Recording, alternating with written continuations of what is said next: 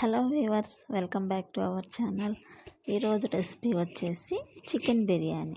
దాన్ని ఎలా చేసుకుందామో చూద్దాం రండి. ఫస్ట్ అయితే చికెన్ నీట్గా కడిగి పెట్టి మసాలాలు అన్నీ వేసి మ్యారినేట్ చేసుకోవాలి. నెక్స్ట్ ఒక కుక్కర్ పెట్టి కుక్కర్లో కొంచెం ఆయిల్ వేసి దాంట్లోనే మన మసాలా దినుసులు అన్నీ వేసుకొని ఫ్రై చేయాలి. నెక్స్ట్ ఒక ఆనియన్ కట్ చేసి అందులో వేసి బాగా ఫ్రై చేయాలండి.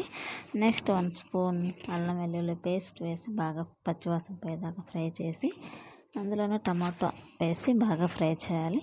నెక్స్ట్ అందులో కొంచెం పసుపు, కారం, ధనియా పౌడర్, చికెన్ బిర్యానీ మసాలా వేసి బాగా ఫ్రై చేసుకొని నెక్స్ట్ చికెన్ కూడా వేసి బాగా ఆయిల్ అంతా పైకి తేలేంత వరకు ఫ్రై చేయాలి.